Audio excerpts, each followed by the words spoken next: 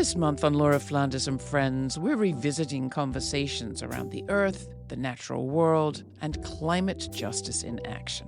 In the next few weeks, we'll explore a call to ecological action that's about a whole lot more than planting trees, what marine mammals can teach us about survival and solidarity, how to see a forest for the trees through the eyes of a community that's centered on climate resilience and equity, and 20 years after the disaster of Katrina, we go back to the bayou where communities are weathering a new storm, the rapid expansion of the petrochemical industry. I'm Laura Flanders. Welcome to Laura Flanders and Friends. How can we change language to reflect a worldview of relatedness rather than a worldview of human superiority? You look at the world as full of biodiversity and these amazing beings living their lives, but they also are in relationship with us. An individual cannot thrive unless their neighbors thrive, because we're all dependent on each other. Human beings. We all know by now that we can be a menace to the natural world, but can we also be medicine? With her latest project, best-selling author Robin Wall Kimmerer not only answers in the affirmative, but describes how restoring plants can restore our sense of reciprocity with the land, each other, and the earth. Kimmerer is the author of the runaway bestseller Braiding Sweetgrass, Indigenous Wisdom, Scientific Knowledge, and the Teachings of Plants, as well as Gathering Moss, a natural and cultural history of mosses, and The Serviceberry, Abundance and Reciprocity in the Natural World. She doesn't just study plants, she says, she listens to them. And with her brand new initiative, Plant Baby Plant, she is heeding a call to mobilize communities to restore plants in a way that, as she puts it, transforms love of land into social change through acts of creative resistance. Regeneration starts with seeds, stories, and remembering what it means to be a good relative, she writes. So let's get to it. It is my great pleasure and honor to have you with me here on Laura Flanders and Friends. Thanks for taking the time. I'm going to begin by asking you to introduce yourself. How would you describe who you are? I would begin in my language and say, Bonjour and Denoe Maganadok. Hello, my relatives. Shabadaske Gish Kokwena Deshnakas, Budwe Wadmi Kwenda. I've told you that my name in my language is Light Shining Through Sky Woman, and I am a member of the Potawatomi Nation. I'm also a student of the plants, a mother, a grandmother, a professor of environmental biology at the SUNY College of Environmental Science and Forestry, and the founding director of the Center for Native Peoples and the Environment. Well, we often begin, I know that I've come from somewhere, I'm going somewhere, and so have you. So just to kind of settle ourselves, place ourselves in this conversation, who is uppermost on your mind or on your heart as we begin? I am really deeply enmeshed in this moment at getting Plant Baby Plant off the ground, at trying to consider what does it mean to create community when we have only virtual tools. My favorite way to creating community is working with people in person, outdoors. But this is a whole new skill set for me, a whole new approach to creating community. So I'm thinking a lot about how can we act big in a microcosm. One of the things that I've learned from your work is that I think, if you'll forgive me, that if plants and animals had a preferred pronoun, it wouldn't be it.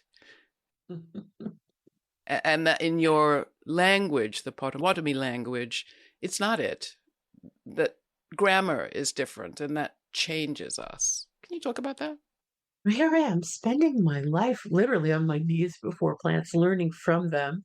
And then when it comes time to write about them, the English language not only gives me permission, but indeed a sort of a mandate that I have to refer to them as if they were objects, these wise, brilliant teachers of mine.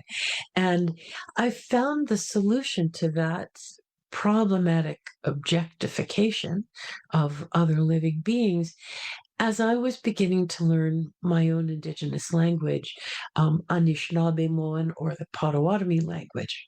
And what you're referring to is that in our language, we speak a grammar of animacy. And so it's impossible to say it about plants or animals or indeed any other living animate being. So there was a powerful moment in understanding the lens shift, the whole frame shift that happens with a different language, with a different worldview, to view the plants, the animals, the waters as our relatives, not as our possessions, as our objects. And so I've been writing and working quite a bit in this field of thinking about how can we change language to reflect a worldview of relatedness rather than a worldview of human superiority and therefore extraction from the earth. How do you also grapple with the grief that comes from that kind of heartfelt connecting to the world? I think it is so important that we embrace ecological grief rather than look away. We have to embrace it.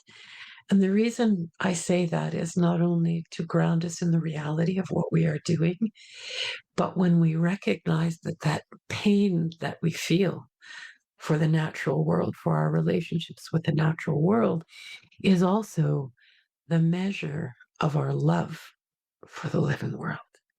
And it is that love which is mirrored in the grief that makes you get back up and say, not on my watch. I love this land. I love these beings, my relatives, too much to stand idly by. And Laura, that's where Baby Plant came from. I give more than 100 talks every year. And at the end of those hours, people are weeping because they love the world so much. There is this longing to say, well, what can I do? What can I do with this love? And it is out of carrying that away from every audience that I thought we have to push back against a worldview of drill, baby, drill that will continue to lead us down that path and replace it with the notion of regeneration, of no, I am going to resist. I am going to ally myself with the plants who build biodiversity, who take carbon out of the atmosphere, who help us bring and build community. That plant, baby plant, grows directly from that grief, from that love, and from that longing, and offers an invitation to be in a more just and reciprocal relationship with land. That relatedness comes up a lot in the serviceberry too. And I have to say that many of the sources that you cite in that book, which is a lot about economics, really, the economics of nature, are economists we've had on this program, people like Kate Rayworth and Eleanor Holstrom and others. You bring, or maybe the berries bring, another sort of perspective. Do you call it a kind of economy of nature? What do you call it? And how does it add to our picture of our relationship to the world? My project in the serviceberry was, as an ecologist, to ask the question of why is it that we have created this human market capitalism, extractive capitalism, economic system, which is so at odds with the way that nature works. Nature doesn't promote scarcity and hoarding of capital or resources or private property. Nature is much more around circular economies, that there's no such thing as waste, is that the resource, if you will, is constantly in motion, being shared among all sectors of the natural economy, i.e. different species. And so serviceberry is really an inquiry into a kind of biomimicry. Could we engage the principles of biomimicry to think about a different kind of economy which doesn't destroy nature and human community, but in fact enhances it? Well, this is exactly where you're going with Plant Baby Plant, and we're going to get right there next. But before we do, I just want to share with our audience, a few years ago, the good people at the Commons at the University of Kansas made this video of you taking us on a guided nature tour of the Clark Reservation State Park there in Janesville, New York. Check this out. Just standing in this place, I see the food of the hickory, the food of the maples, the string of the basswood, and I see medicine. Right here in front of us, that black, flaky bark is a black cherry.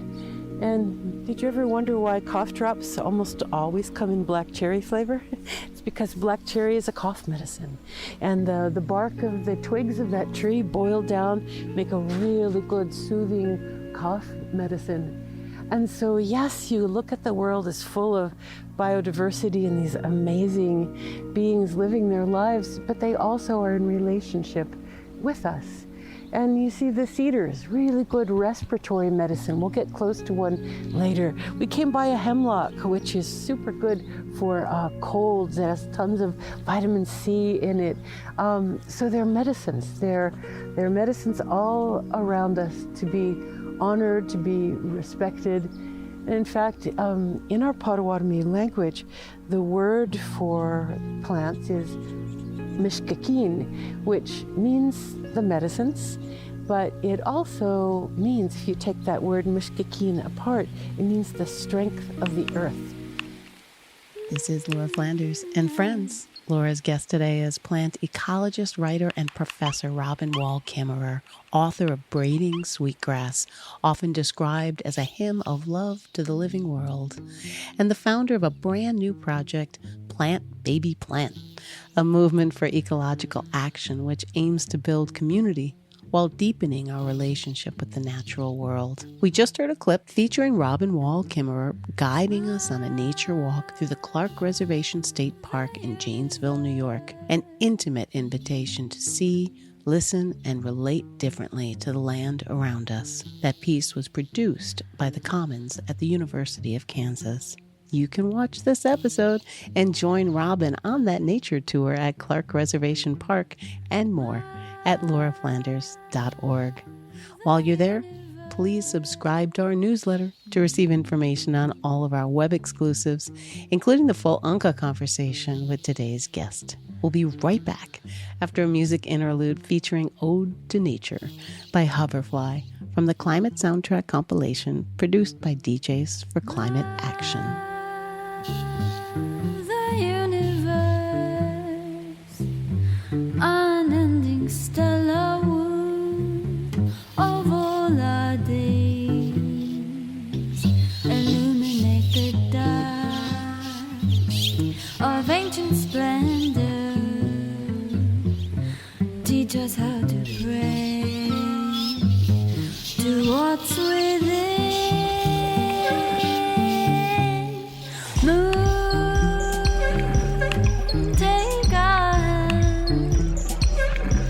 Together we will dance in tenderness, with hearts like the sun. We build a vision, our ancestors behind us, and they we know. This show is made possible by our viewers and listeners, not corporations or advertisers. So join our member supporter honor roll by going to lauraflanders.org/donate to contribute. That's lauraflanders.org/donate. And please stay kind, stay curious, and commit to supporting this no ads, no gimmicks, not all about profit show, again, or for the very first time. Thank you. I do have to ask you about some of the other people who draw on laws of nature or rules of nature, as they call them. Because it's not just you, I wish it was, but we also have eugenicists and white supremacists and Malthusians and people who preach a doctrine that they say is a natural doctrine of survival of the fittest and culling the herd. You've got broligarchs out there now saying that they're going to create a new planet, and that's what a new future species, or, cultivate a new planet with enough science. Did they just get it wrong?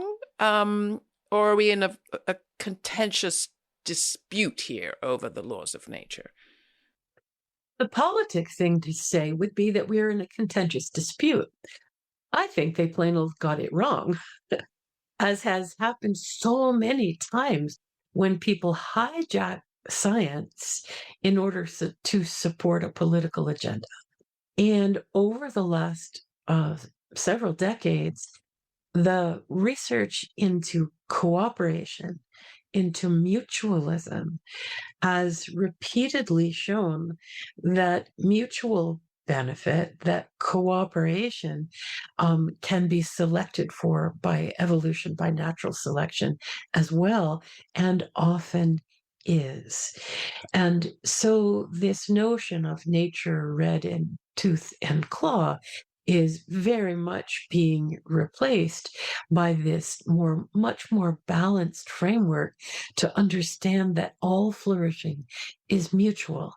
An individual cannot thrive unless their neighbors thrive, because we're all dependent on each other. I'm not Indigenous, probably Celtic of some kind, who the heck knows, from Europe. I was trained in the kind of Marxist tradition, and Marx, it should be said, was very adamant that natural words like growth should not be applied to the man-made capitalist economy. He was very clear that there was a conflict there and that the language of nature shouldn't be applied to these man-made systems. And as I thought of your work, I thought how all of us, in fact, have been, Marx would use the word alienated from that natural world, from our relationship to it. And for a lot of us, we've felt like, well, the best thing we can do is just leave it alone, not go there, not touch, not pick, not dig. But you're offering us another way to return to a reciprocal relationship. And that's a good long way of asking you a question about plant baby plant, I guess. I love how you framed that, Laura, because it's really a very active choice and decision that we have to kind of decolonize our minds from this industrial revolution concept that the earth belongs to us, is a source of nothing more than belongings, natural resources that are our property, that we're there to take. There is this notion in many Indigenous worldviews that human beings play a critical role in maintaining balance, that the way that we take from the living world can actually be regenerative. Some of my own research with sweetgrass has shown that sweetgrass left alone declines. Sweetgrass harvested in a respectful, sustainable way doubles its population. Give us some examples of this sort of creative resistance. We know that forest health in this country declined when colonists came and suppressed Indigenous fire, made it illegal to take care of the land using fire. My own ancestors could be jailed, were jailed, for setting cultural fires that are good for the land, that renew the land.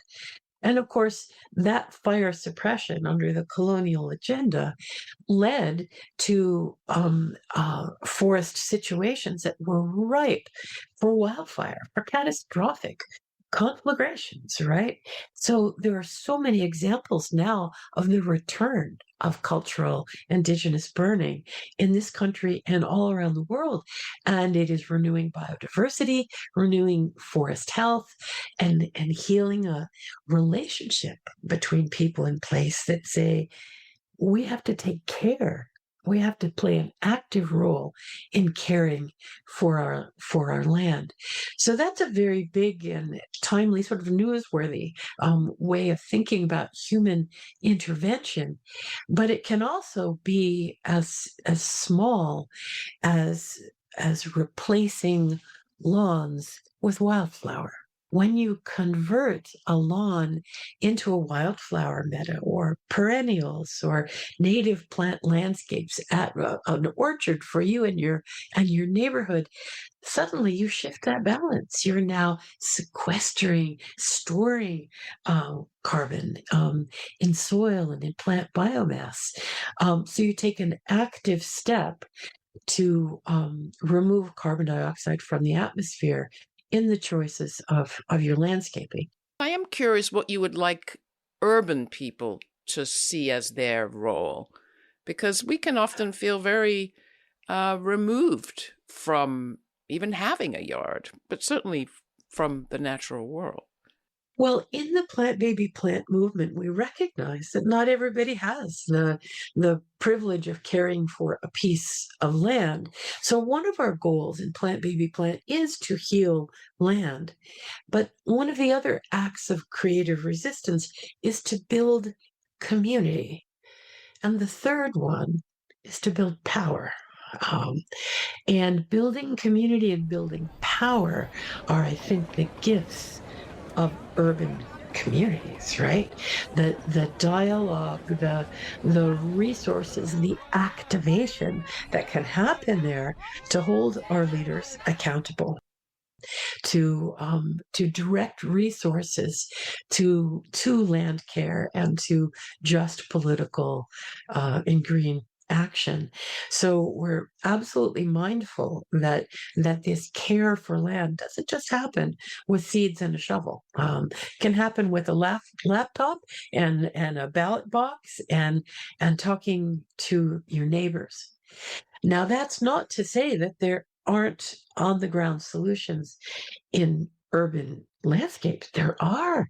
Oh my goodness, community gardens, community urban farming that does all those things. It heals land, it builds community and builds power as well. There's a wonderful movement called the tree equity movement, particularly focused in our urban and to some extent suburban landscapes, which looks at the distribution of the benefits of nature, of a tree canopy. And when you look at that distribution in cities, what you find is not surprising that it follows redlining, right? There is a huge justice gap between the access to trees and demographics in our cities. So the tree equity movement is one, and the community garden movement are ways that urban folks can participate.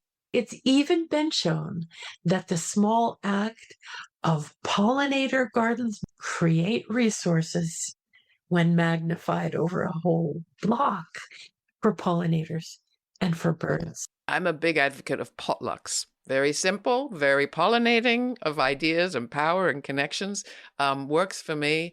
And there's another story that I was struck by as I looked at the history of Braiding Sweetgrass, your book, that sort of speaks to this as well.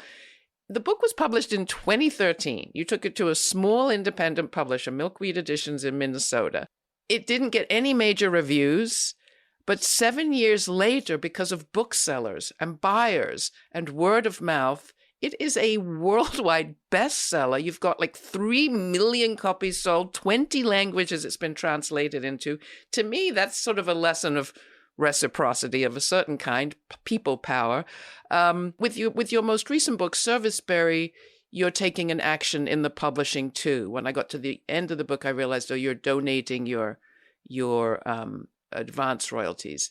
To what extent is what you're doing, how you're doing it, also important to the message that you're bringing? Thank you for realizing that, Laura. Exactly. Great story. Right? We don't have to be complicit with these structures that are exploitive. And I love that. I love that the process by which we create community and share stories and try to catalyze a kind of cultural transformation to a reciprocal worldview rather than an extractive worldview. It matters how we do it. And I love, love, love your notion of a potluck. To me, in Plant Baby Plant, that's the vibe. That's what we want to create, is to say, let's come together, build community, which builds resistance in a time when we are increasingly in this hyper individual, highly polarized environment.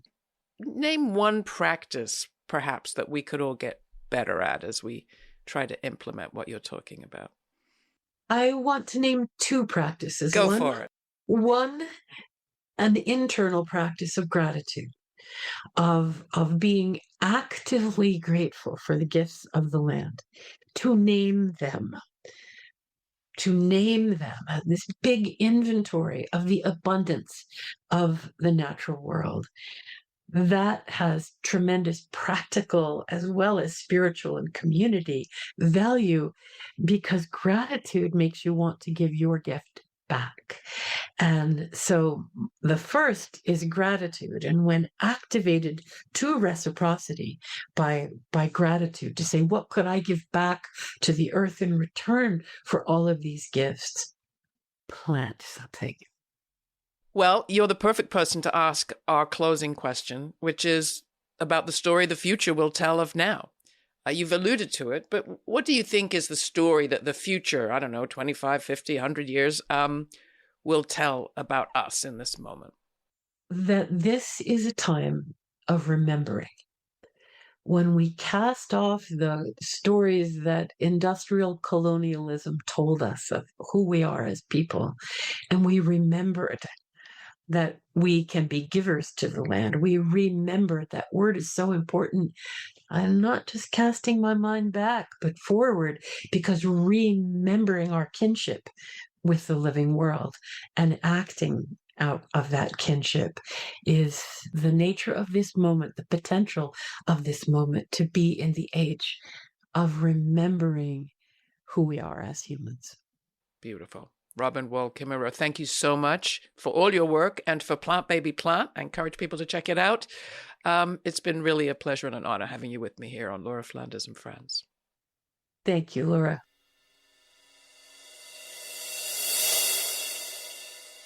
It wasn't easy to separate people from plants and animals and nature. It wasn't easy. No, it took a lot of force.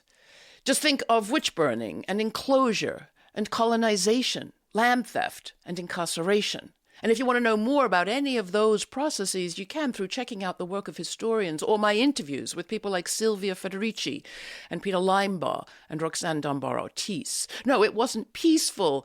It was brutal. But our behavior is still being modified today. Only this time it's happening through processes so intimate we barely notice. The devices directing our attention today are all about that, directing our focus. From here to there, from this to that, from her to him. You get it. We hold screens in our laps, on our hands. We put buds in our ears and who knows what in front of our eyes.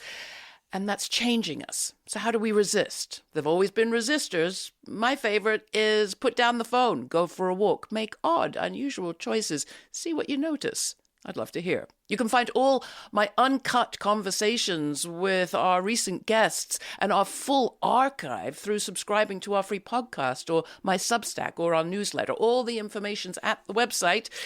We are listener and viewer supported, and we thank you. We noticed you. Till the next time, stay kind, stay curious. For Laura Flanders and Friends, I'm Laura. Thanks for joining us.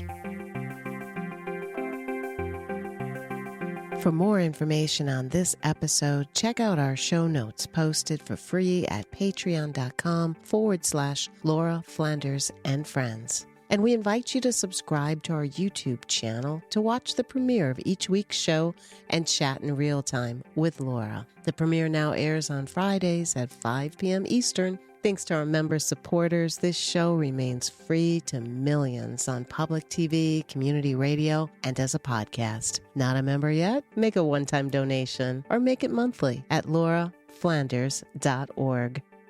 This show is produced by yours truly, Laura Flanders, along with Sabrina Artel, Jeremiah Cothran, Veronica Delgado, Jeanette Hernandez, Jeannie Hopper, Sarah Miller, Nat Needham, David Neumann, and Rory O'Connor. Thanks for joining us.